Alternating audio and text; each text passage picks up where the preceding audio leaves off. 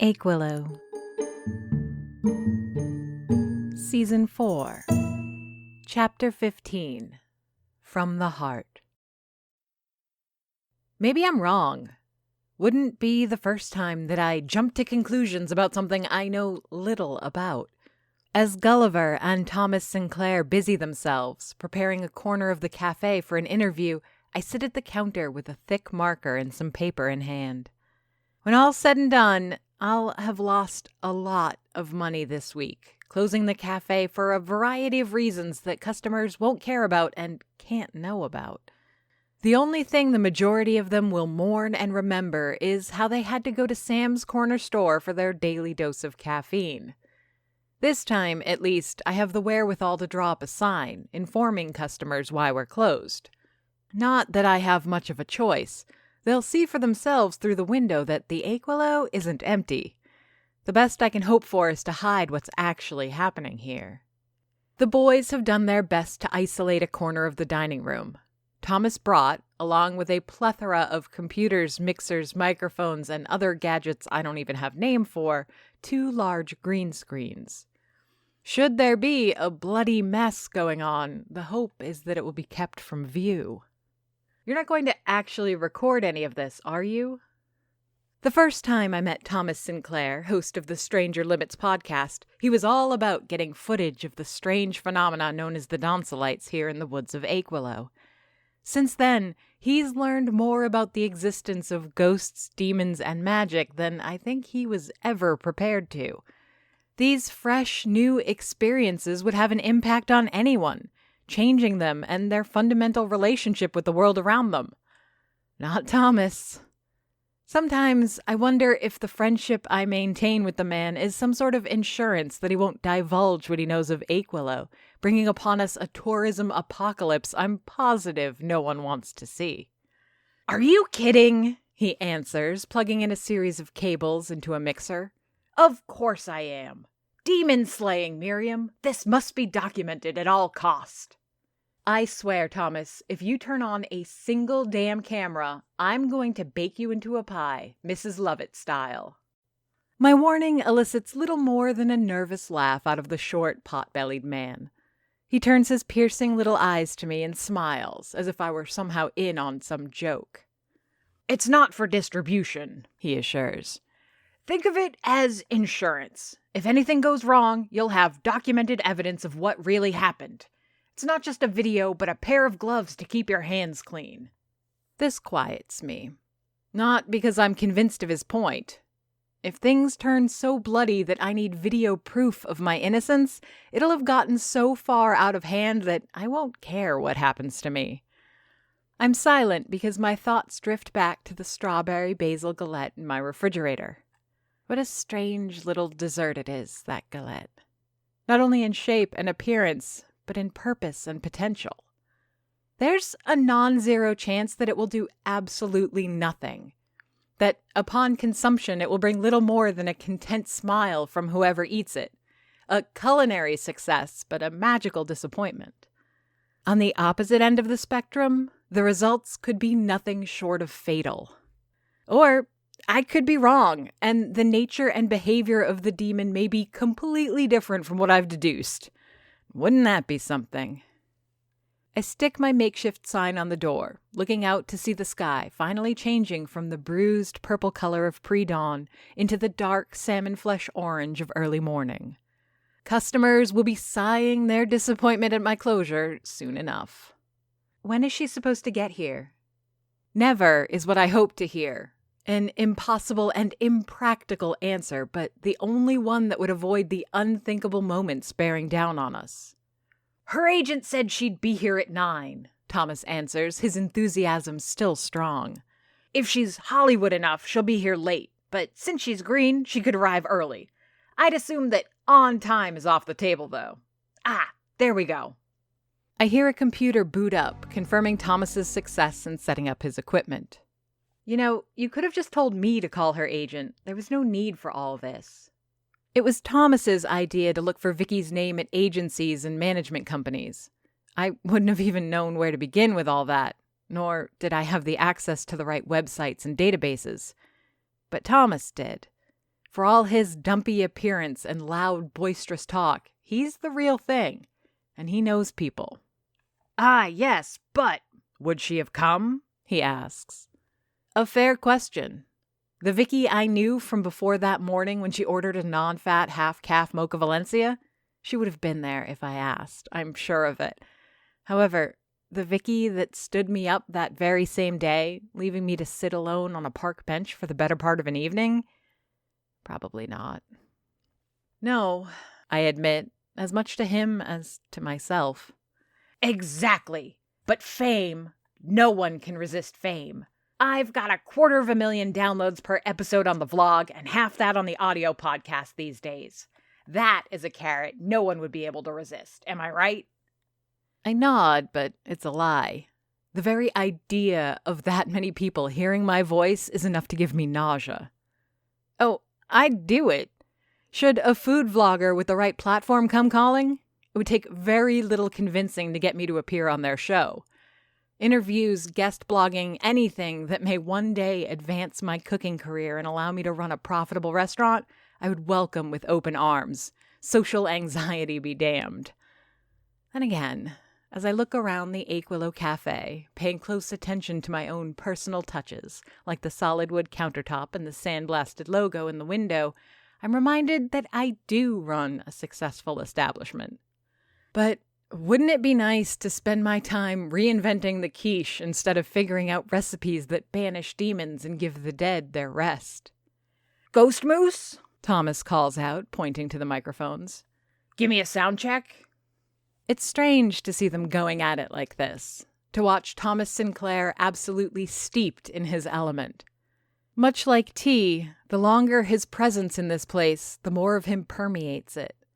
The green screens, the computers, the booms and cameras, it's all the decor and paraphernalia of his work. The little corner of my dining room slowly transforming into something else, going from clear boiling water to the rich green yellow of the Stranger Limits tea. Ghost Moose, Gulliver, is like a roadie traveling with his favorite band, taking orders like a well-trained hound. 1, 2, 1, 2. He does everything he's asked in whatever way he imagines a professional would do it, impressions most likely taken from movies and television series. Thomas gives him the thumbs up before turning back to me. Tell me again what I have to do? He asks, screwing a pop filter into a stand. I guess it depends, I say, picking at some of the wires before he slaps my knuckles. What did you tell her agent she'd be doing? Well, I ran a piece on Aquilo, which you promised to listen to. She's an up-and-coming actress from the area, so this is a follow-up interview of sorts. I mean, she's right in the right age group, isn't she? She's probably been to some of the dances. What else has she seen? A girl like that has got to have her own experiences with the town. Calm down, I rein him in. Unless I'm mistaken, she's had a very average experience by Aquilo standards. What I need you to do is easy enough. Do your thing, but before the interview, you're going to share a strawberry basil galette. Tell her it's for good luck. Should I chew without swallowing? Is there an antidote I have to drink afterwards? I shake my head. Enthusiasm aside, Thomas Sinclair is usually on top of the details for every single conspiracy theory or wild supernatural story he's chasing down, but he's out of his depth here. Unless you have an envy demon somewhere inside you, I point at his belly, you'll be fine. And if I did? My jaw sets at the question. Like an infection of my own, the same quandary has been coursing through my body all morning. What does happen when an envy demon gets evicted? Thinking back on Nancy and Helmut's bodies makes my teeth grind against one another audibly. The chimes of the Aquilo ring, and I fear that my nerves could snap like a rubber band pulled too tight. She's here, I think. She's early, and she's here. We are moments away from the answer to that dreaded question being answered. And what am I facing when I turn around? Will it be Vicky, but with an invisible passenger? A parasite that will eventually consume her like it did Nancy and Helmut? Or is she already a completely different person, fully replaced by the demon within? Here. Something, a box of some kind, gets shoved at the small of my back, as if it could be pushed through me and into my hands without my turning around. It's not Vicky. Ophelia? I can't hold back my relief. No, my joy at her being here. But the feeling isn't mutual. I do turn around, and there is indeed a small cardboard box, one with the logo of Pearls of Wisdom printed on its surface. Her hands positively shake as she shoves it at me again, creasing the surface of the box in the process. Eyes sunken and lips almost chewed raw, I doubt she's seen any more sleep or rest than I have this night. My own eyes wander to Gulliver, who's observing the scene from a distance, as surprised to see his girlfriend here as I am. No, Ophelia says. Don't look at him, look at me. He had nothing to do with this. I chose to do this. Wordless, I take the box, pulling the lid off with the tip of my fingers to look inside. It's not a sweater, though I guess I shouldn't be surprised. That she knit anything at all in such a short amount of time is a testament to her skill and alacrity. Wools of a muted lime green and soothing royal blue peer out from beige crepe paper. This will do, I hope. Thank you, I whisper, though I know my gratitude is not welcome. I'm not doing this for you, Miriam, she says, some of her initial harshness worn out by now. I'm doing this for her, but make no mistake, you owe me. She glances again at the spoons over the counter before turning around and repeating, You owe me. She's late, Thomas says, fiddling around on his computers. Gulliver left, following Ophelia while apologizing to me. Sinclair and I are all that remains of our little gathering. It's funny, when I set out to investigate and hopefully solve the case of Nancy Tripoli's death, I imagined it would be Stefan, Annabelle, and I who would be in this situation. Then again, I also expected this whole thing to play out very differently. Instead, it's Thomas Sinclair and me, our arsenal of a pastry and a scarf in a box resting before us on a table. The morning sun filters softly through the green screens, casting us in the color of envy. Is it bad that I hope she never shows up? After all I did to put this together? Thomas sounds only a little outraged at the suggestion. He did put a lot of time into setting it all up, didn't he? Still, if it could all be for nothing, that would be a blessing. I suppose pulling out the interview gear from mothballs should be its own reward, he lies, picking up on my discomfort. How bad can I expect it to get? I'm about to answer, glad for the chat, even though the subject matter is anything but pleasant. There's something about our conversation, talking about impending doom like it's the weather, that soothes. But the feeling is short-lived. The chimes of the Aquilo ring again, but they sound sluggish and hesitant, as if they too were reluctant to let this moment be birthed into the world. She's here. I can smell her perfume in the air, and I can recognize the clicking of the heels of her boots. Vicky Paramore, Envy, is here. Hello? She calls from the other side of the green screens. Mr. Sinclair? Miriam? Peeking around the screens, I can see her in all her glory. Has she always dressed so fancy, or did she waste no time diving into Helmut's money? What a reckless thing to do, if so. But then again, what does a demon have to fear of the police catching up to her? Vicky! I call out, all nerves and fears. I'm so glad you're here. Oh, Miriam. She closes the gap between us with such speed I almost fear I'll be struck, but instead her arms wrap me up in a warm embrace. I'm so sorry I didn't make it the other night. I should have texted or said something. I was caught on the phone with a production assistant and he simply would not let me go. I promise I will make it up to you. The way she holds my shoulders and looks me in the eyes with sincerity, I almost miss the hint of hunger there. It's fine, I mumble. Don't worry about it. I got you something before you leave for Toronto. Clumsy and unsure, I reach for the table, nearly digging my hand into the galette. After a few blind attempts, I manage to grab the box, holding it in front of Vicky like an offering. Oh, She seems more surprised than pleased. You really shouldn't have. With an odd amount of apprehension, she takes the box from my hands. Open it, I urge. She does, but only after looking behind me to see that Thomas is busying himself with technical details. The lid of the box flips over, and for a second, I'm not sure what to make of Vicky's expression. Is it wonder or curiosity? Does she like it, or is she leveraging her acting skills to pretend she does? Oh my, she says with a touch of reverent admiration. It's beautiful. And it is. As she pulls out the scarf from the box, I can, for the first time, get a good look at Ophelia's handiwork. No wonder she looks so haggard and worn. Whatever kind of witch she is, being able to put together such a piece of art in such a short amount of time is nothing less than magic. The green of the screen seemed to flare in saturation, projecting their hue over everything around me. I can almost see it now, reaching out of Vicky, plucking at my soul across the space between us. The jealousy I experience towards Ophelia makes me want to rip the scarf from Vicky's hands to tear it apart, to pull on its threads until the whole thing is unraveled.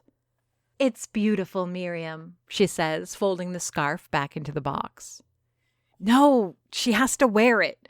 No matter how much it pains me to admit it, I need Ophelia's magic for this to work. And for that, Vicky must wear the scarf. Oh, Thomas calls out, peering from behind his monitor.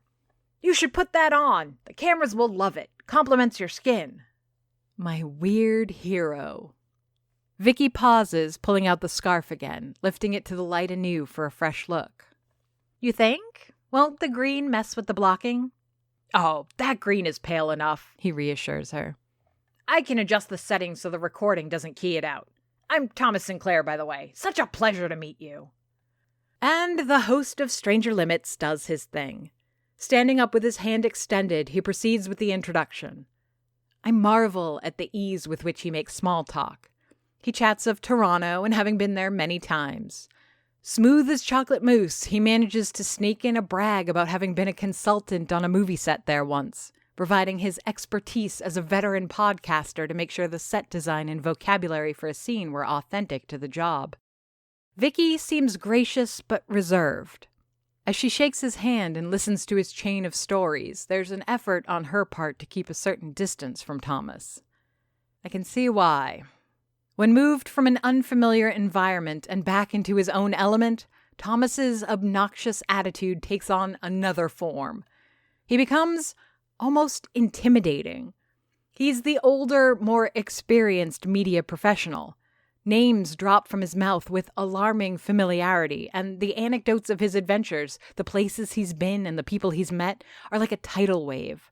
Someone like Vicky, even a demon-possessed Vicky, loses balance and tumbles backwards at the onslaught. But you're not here to listen to me talk about myself, he finally allows. We're here so we can talk about you. She smiles, hesitant at first, and takes a deep breath, the first she's drawn since Thomas introduced himself. That sounds wonderful, she says with much practiced grace. Though I'm still not sure why you want to interview someone like me. For a second, I worry that this is it. Her agent's word isn't enough, or the demon isn't so easily won over by the promise of fame. Something is going wrong and Vicky will back down. It's a favor to me, I say. I want you to do well at this job.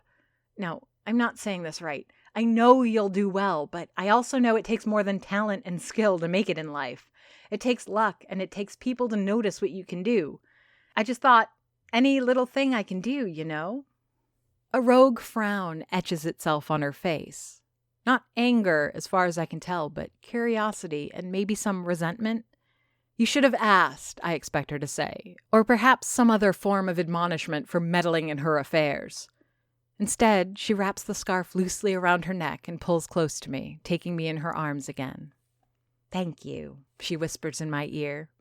We hold like this for a moment, endless seconds during which I cannot find my own breath. Well, Thomas comes to my rescue. Shall we get started then? The two sit down behind the computers, and Thomas begins to adjust the microphones so they're at the proper height. He offers Vicky an earpiece to wear, carefully disinfecting it with a wipe beforehand. Ahem. My interruption is barely noticed by Thomas and Vicky, who are now deep in their own creative bubble. It takes a moment for my podcast celebrity friend to look up and see the look of astounded disapproval on my face, and even longer to understand the reason. Oh, I almost forgot, he says, to my relief. We have to eat the galette. The galette? Of course. I always eat a galette with a guest before an interview. Helps us relax while we chat. Think of it as sort of a good luck charm. Vicky smiles, putting a perfectly manicured hand on her stomach. Thank you so much. I appreciate it, but I already had breakfast. I'm about to interrupt with another half-baked reason why she should go ahead and eat, but Thomas leverages his seniority and experience once again. You'll find, he starts, pulling the plated strawberry basil galette towards him and picking up the 2 spoons I've laid out, that the entertainment industry is full of strange little rituals and habits. Almost every director has his own thing. It's like breaking a champagne bottle on the prow of a ship the day of its maiden voyage. It's best, I assure you, to just go along with it. You don't want to mess with ritual. He beams, holding up a spoon for her to take. Something in that smile tells me he's as proud of that little speech as he is eager to taste my cooking again. I made it myself, I add, if that helps. Fine, she smiles. You've both convinced me, but just a bite or two, for luck. In tandem with Thomas, she digs in her spoon and takes a bite. Chewing carefully, I can see the familiar bliss my customers experience when they eat my baking, especially when they get to savor some of the more carefully prepared desserts. It doesn't take any prodding before she scoops up another spoonful and puts that in her mouth. Maybe she'll eat the whole thing and the expected effects won't occur. Again, I find myself hoping that I'm wrong. But that's when the retching starts. It's a lot more violent than I expected it to be. There's a heartbeat as foam builds at the corner of her mouth when I think that maybe Vicky will vomit up the envy demon. The brutal whipping of her neck sure seems to indicate something is trying to crawl up out her throat. However, I'm quickly reminded, envy is a worm that lives in your heart. Then, the real horror begins. It starts with a crack, more audible than it should be. She belches the sound of bones snapping, telling the tale of the damage happening inside her. Thomas, seeing her distress, first tries to support Vicky, but when her hand falls upon his wrist, seizing it with unnatural strength, he recoils.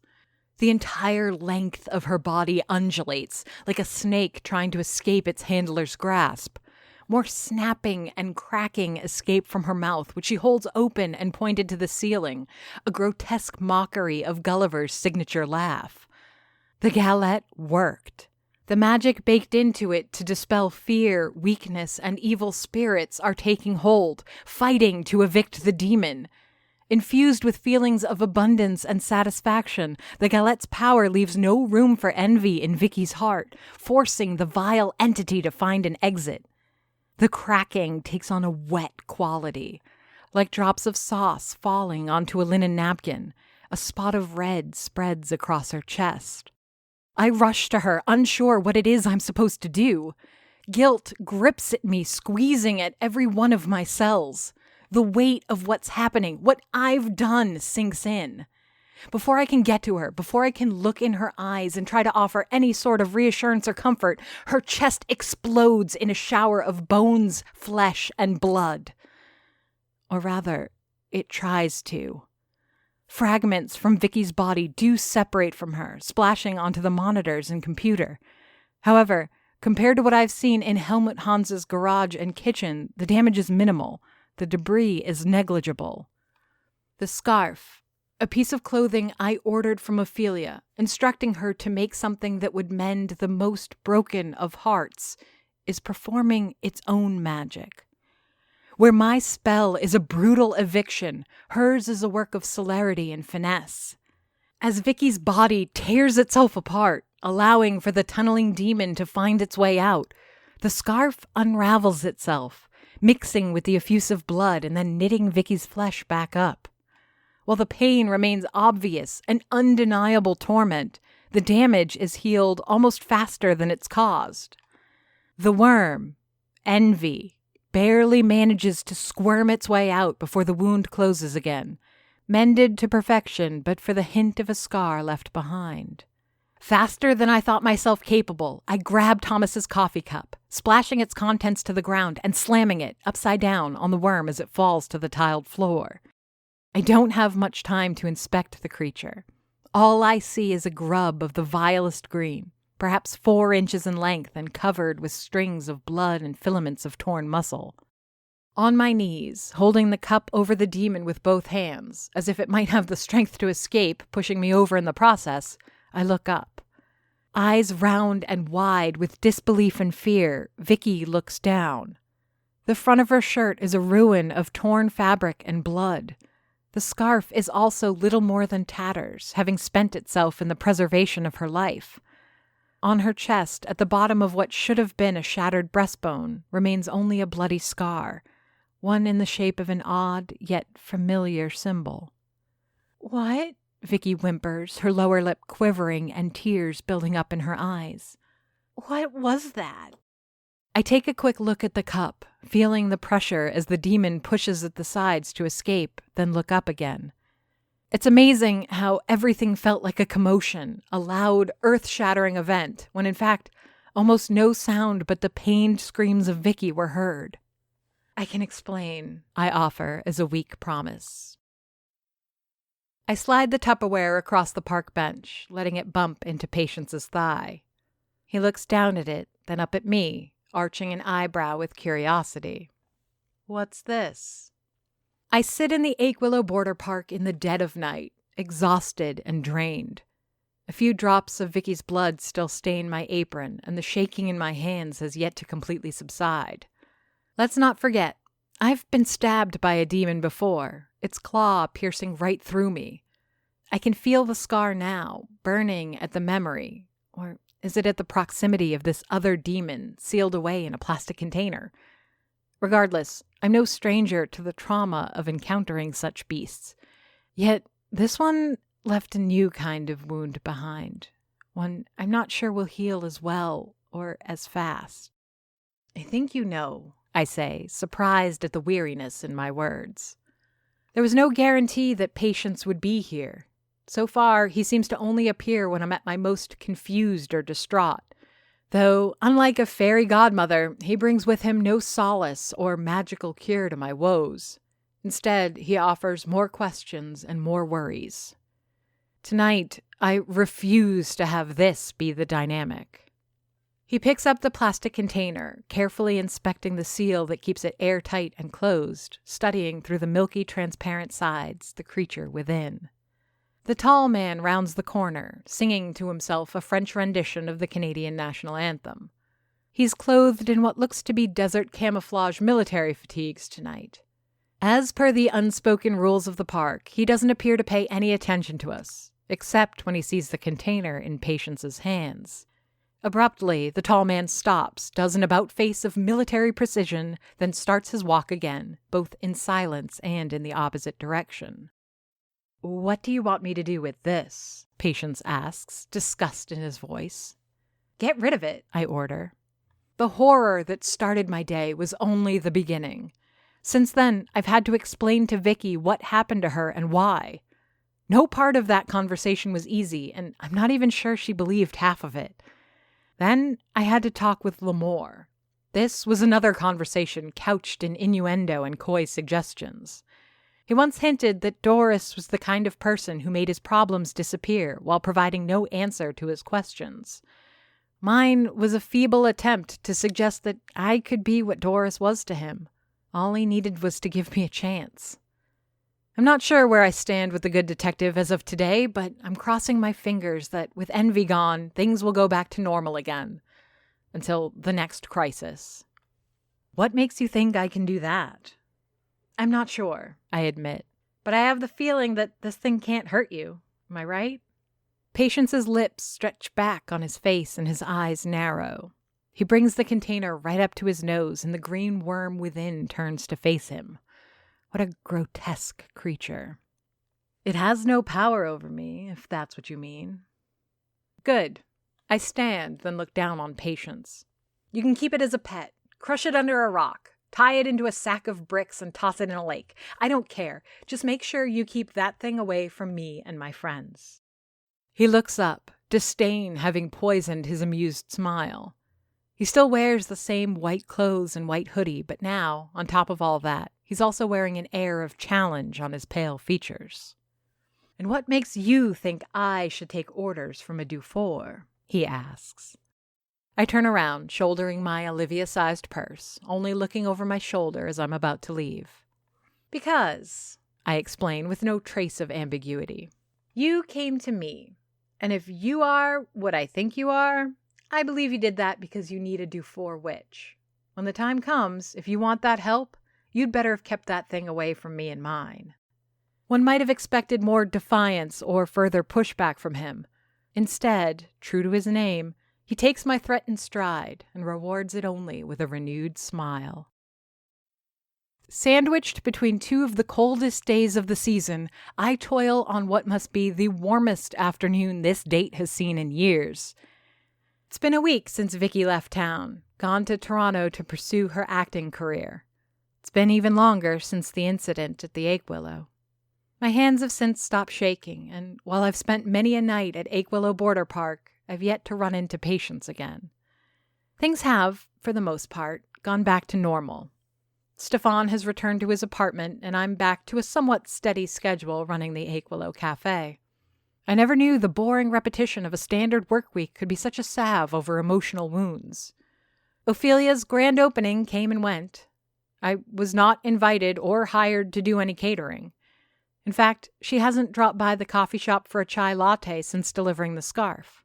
Even my offers of gratitude, sent through Gulliver, have yielded no reply from her. So much for meeting her halfway, I suppose. I even got my macaron sprite back from Annabelle, though I still have no idea what to do with the Fae yet. I have a feeling that, with every passing day, keeping this particular pet becomes more of a risk. But that is a dish for another meal. Right now, I stand under the beam of a cruel sun blasting through a window above. I am watching over an army of blank bottles, all lined up like soldiers ready to receive their orders. I'm flanked by my two lieutenants, Annabelle and Stefan, as we are toiling to fulfill a promise made in haste and in the heat of the moment. You know, Annabelle says, repeating herself for the 5th time this afternoon. I didn't have to be here. We know, Stefan answers, also repeating himself. I'm just saying, you all got Olivia to work your shifts in exchange for this. What do I get? I laugh, allowing myself to enjoy the strained levity of Annabelle's whining. You get to help your friends in need and see first-hand workings of a real independent cider production facility. Aren't you grateful? She snorts, neither in approval or disapproval. Stefan gives a longing look at the broken labeling machine, the device we are here to replace. He's still mourning, though it's hard to catch. But if you look at him at the right moment in the cafe, when someone orders a particularly complex, sugary drink, there's a little crack in his otherwise stoic demeanor. I think he'll be fine, in time. Much like Vicky, never completely mended, but healed from the worst of his wounds. Much like all of us, I suppose. I think, Annabelle starts again, that Olivia did it on purpose to pick the warmest day before locking us in here to sweat. Yes, Stefan says, peeling another label before applying it to a bottle. What a cruel taskmistress Olivia Fig is. Stefan is the slowest of us, far too meticulous in his application of labels to be any efficient at it, but that's quickly forgiven when I realize what he's just said. Was that sarcasm? I ask. Of course, he explains, serious once again. I was simply trying to bring a little humor to the conversation, a counterpoint to Annabelle's constant complaints. My complaints are not constant, she replies. Hey, Miriam, you think the Figs would be mad if we drank a few bottles of their cider? I'm cooking in my own skin over here. I like this. Not the heat, of course. I, too, feel like I've been locked in one of my own ovens, but the banter. There's something so wonderfully human and normal about it. The dull comfort of the mundane. Not a luxury I can often afford. Probably not, but I can go see if she'll let us have a few bottles of water. You're just trying to get out of working, Annabelle mocks while waving me in the direction of the door. The sun is hovering midway to the horizon, burning a bright yellow and casting long shadows through the figs orchards. There's that smell in the air of sweet rotting fruit and rich, wet soil. I walk between the rows, admiring the trees growing on either side of me. Each is labeled with a colorful flag, indicating which variety of apple they grow. In each tree, I see the root of possibility of the fruit, every one of them bursting with the potential to become a tasty drink, a succulent pie, or a mouth-watering jelly. Each step takes me farther and farther into the orchard. Maybe Annabelle is right, and I am trying to get out of some work, but a little detour to try and find where Olivia grows her pears or those Honeycrisps she brags about so much isn't that big a deal, is it? Figs orchards are far bigger than they look to be from the road. Going up their driveway, only a few rows of apple trees can be seen, the rest hidden by the large warehouse and brewery. Once in the orchard, however, one can easily become disoriented or even lost. I'm positive that this isn't the case for me, confident that by keeping an eye on the rows and remembering the position of the sun, I can find my way back to the farmhouse or the brewery with ease. That is, until I find myself in the clearing. I've been here, in the figs orchard, on many an occasion before. I've picked apples with Olivia. I've been given a tour while we selected fruits for our joint ventures. Yet this is the first time I noticed this place. Not a wide clearing, mind you. It must measure at most 20 yards in width, walled in by apple trees on all sides. In the middle of the clearing, separated from the world by a short wooden fence, grows a single, lonely plant. It's an anomaly, both in placement and nature, a specimen segregated from its peers. The isolation makes one think of a science experiment or a dangerous prototype. The breath catches in my throat and the warmth of the beating sun is pulled from my skin. Even the comforting smells of the orchards are replaced by something else entirely, a void of the senses that disorients and confuses. This tree, though much smaller in stature, holds a familiar shape. No taller than twice my height, it bears strange fruits. Apples the size of Gulliver's fists, each as red as a ripe cherry. Meanwhile, its branches droop, almost touching the ground around it, reaching beyond the perimeter of its cage. A weeping willow sapling that grows apples the color of dried blood. There should be no such thing. Aquilo is written by J.F. Dubow and narrated and produced by me, Amy Frost. If you enjoyed this podcast and would like to hear more, please rate and review us on Apple Podcasts or your preferred podcast platform. Want to support the show? Buy us a coffee. Go to ko-fi.com/Aquilo to donate. Aquilo has a Patreon. Visit patreon.com/Aquilo for details. Follow us on Facebook, Twitter, and Instagram under the username Aquilo.